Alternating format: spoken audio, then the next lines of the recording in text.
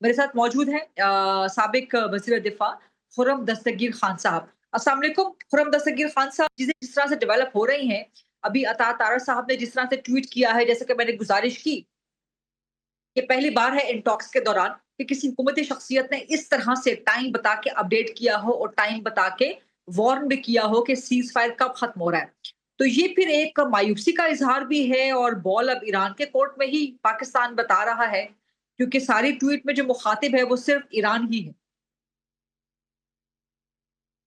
یہ جو اہم پیش رفت تھی جس کی وجہ سے آج ہم یہ حالات دیکھ رہے ہیں، وہ جمعے کے روز جب صدر ٹرمپ نے اعلان کیا کہ ایران نے آبنائے ہرمز کھول دی ہے، اور پھر اس کو ایرانی وزیر خارجہ نے کنفرم کر دیا۔ جی تو یہ اصل میں ایران کی طرف سے ایک گڈ ول کا ایک جیسچر تھا، ایک کوشش تھی کہ وہ مثبت فریم آف مائنڈ میں آگے بڑھیں، لیکن صدر ٹرمپ نے اس کا مثبت جواب نہیں دیا، اور انہوں نے کہا جی کہ ہم تو اپنا بلاکیٹ جاری رکھیں گے، جی ہم تو ایرانی جہازوں کو روکیں گے۔ اور پھر ہم سب نے دیکھا کہ کس طرح انہوں نے ایک غالباً چائنیز جہاز تھا جس کو انہوں نے پھر روکا بھی اور اس کو بورڈ بھی کیا، اس کو نقصان بھی پہنچایا، جس کا چائنا کی طرف سے ریئیکشن بھی آیا۔ تو یہاں اب دونوں ممالک جو فریقین ہیں، امریکہ اور ایران، ان دونوں کی اندرونی سیاست جو ہے وہ اب در آئی ہے کہ جب وزیر خارجہ نے اعلان کر دیا ایران کے کہ آبنائے ہرمز کھل گئی ہے، اور اس کا جو متوقع نتیجہ تھا وہ حاصل نہیں ہوا، پھر ایران کے جو ہارڈ لائنرز ہیں وہ فیلڈ میں آئے، انہوں نے کہا جی آپ لوگ تو اتنی نرمی کر رہے ہیں، وہ تو دیکھیں آگے سے جو ہے ہمارے جہاز روک رہے ہیں۔ سملرلی صدر ٹرمپ جو ہے وہ بھی انڈر اٹیک ہیں اپنے مخالفوں کی طرف سے اور اپنی پارٹی کی طرف سے۔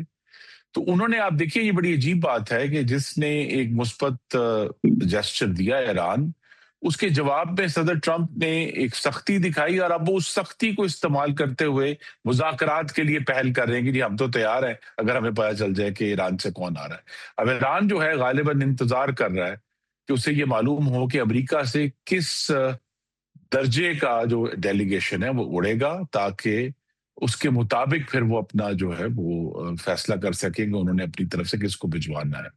وہ یہ تو نہیں ہو سکتا کہ وہاں سے اگر وہ اپنے اسپیکر کو جو کالباف صاحب کو ان کو بھیج دیں اور یہاں سے پتہ چلے گے وائس پریزیڈنٹ وینس تو نہیں آ رہے، تو لہٰذا اسی لیے یہ ایک آپس میں ایک انگریزی کا لفظ ہے برنک مینشپ، کے معاملات کو آخری حد تک لے جایا جاتا ہے، جیسے کہتے ہیں کہ پہاڑ کے کھائی کے کونے تک، اور کھائی کے اوپر کونے پہ کھڑے ہو کے پھر مذاکرات کیے جاتے ہیں، یہ دکھا کے کہ اگر نہ ہوا تو یہ تو سارا کچھ کھائی میں گر جائے گا۔ تو یہ اس وقت ایک برنکمینشپ ہو رہی ہے، امریکہ کی طرف سے زیادہ ہو رہی ہے۔ ایران تو یہ اس کا درست میری نظر میں مطالبہ ہے کہ جو مثبت انہوں نے ایک جسچر دیا تھا اس کا جواب نہیں آیا، لیکن میری پھر بھی یہ توقع ہے کہ یہ مذاکرات ہوں گے اسلام آباد میں، کل نہیں تو پرسوں ہوں گے، کیونکہ دونوں ممالک جو ہیں ایک ایسی سٹیج پر پہنچ چکے ہیں کہ ایک دن کی مزید جنگ سے جنگ کا جو حساب نامہ ہے وہ تبدیل نہیں ہوگا۔ انگریزی میں پھر کہتے ہیں ڈیمینشنگ ریٹرنز آ گئے ہیں کہ ایک دن کی مزید آپ بمباری کر لیں یا ایک دن مزید جو ہے آبنائے ہرمز کو بند رکھ کے کوئی بیسک چینج نہیں ہو رہا ایکویشن میں، وہ حالات اسی طرح رہیں گے۔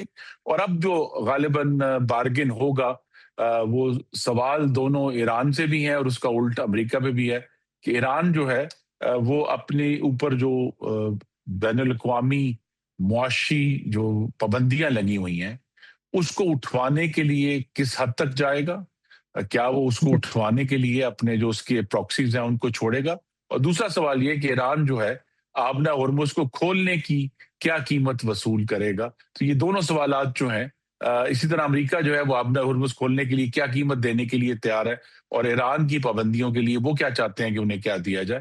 تو اس کے اوپر آئی تھنک یہ چار معاملات جو ہیں یہ بیک وقت میز پر ہیں، جن پر یہ نیگوسیشنز غالباً کل یا پرسوں ہوں گی۔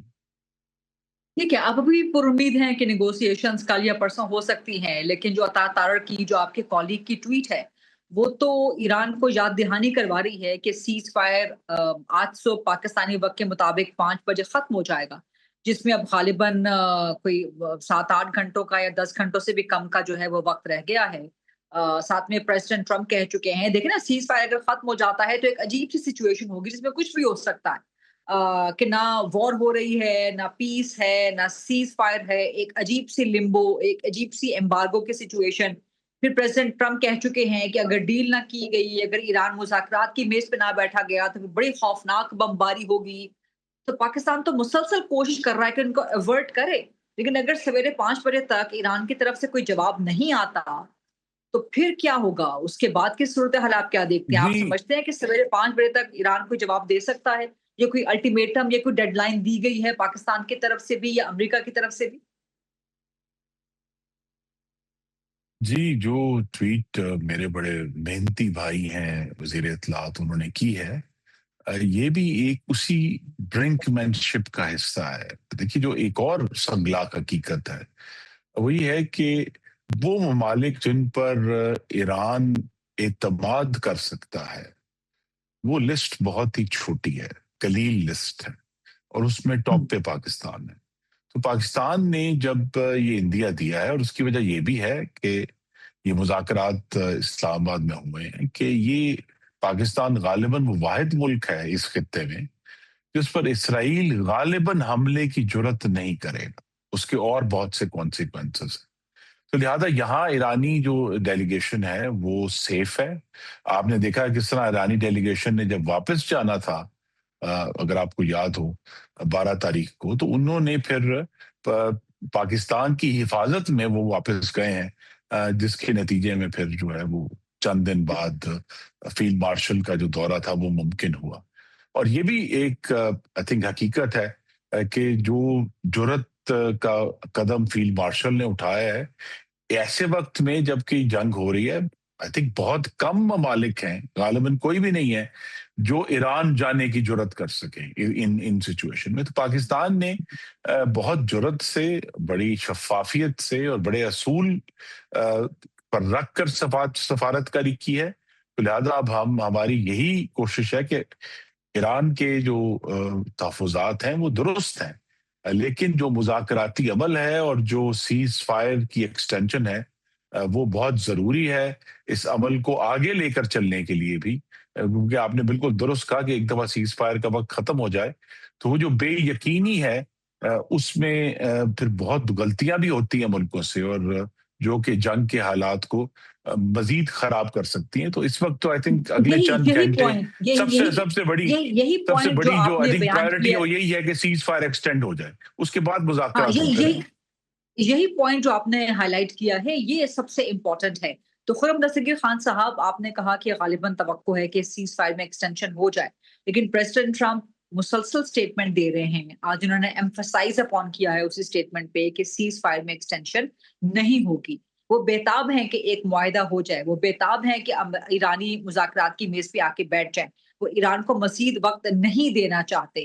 अगर सीज़ फायर में एक्सटेंशन नहीं होती, तो फिर तो ये एक और खौफनाक जंग के एक अगले मरहले की तरफ ईरान और अमेरिका बढ़ रहे हैं। और सीज़ फायर में एक्सटेंशन तो करनी है, वो अमेरिका नहीं करनी है। और ट्रम्प साहिब तो इनकार कर चुके हैं और अभी भी जिस तरह से एक ह्यूमिलिएटिंग फैक्टर तो है कि अमेरिका ने अनाउंस कर दिया कि मैं डेलीगेशन भेज रहा हूँ, लेकिन ईरान कह रहा है जी हम मुज़ाकरात की मेज़ पे नहीं बैठ रहे। अगर वो सवेरे 5 बजे तक जवाब नहीं देते, तो फिर एक ज़ाहिर है अमेरिकन प्राइड भी है, एक पॉलिटिकल ईगो भी होती है, पॉलिटिकल मैटर्स भी एट स्टेक होते हैं। इन सब बातों को सामने रखते हुए फिर क्या देख रहे हैं आप?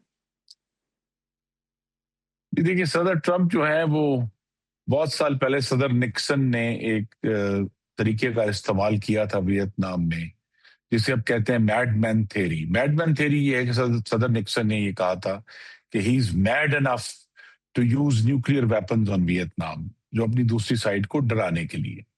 तो सदर ट्रंप की भी यही कोशिश है कि वो अपनी जो उनकी पारा सिफ्त पॉलिसी है कि वो किसी वक्त कुछ भी कर सकते हैं, उसके जरिए वो अपने जो मकासद हैं वो हासिल करना चाहते हैं। देखिए सदर ट्रंप के ऊपर बहुत प्रेशर है कि वो इस जंग को खत्म करें, लेकिन वो इस जंग को किसी तरह भी ऐसी सूरत में खत्म नहीं करना चाहते जिसके जरिए कोई उन पर ये इल्जाम लगा सके कि उन्होंने ईरान को कोई कंसेशन दे दी या उसको जो है उन्होंने कोई रियायत दे दी या उसके सामने उन्होंने कमजोरी दिखाई।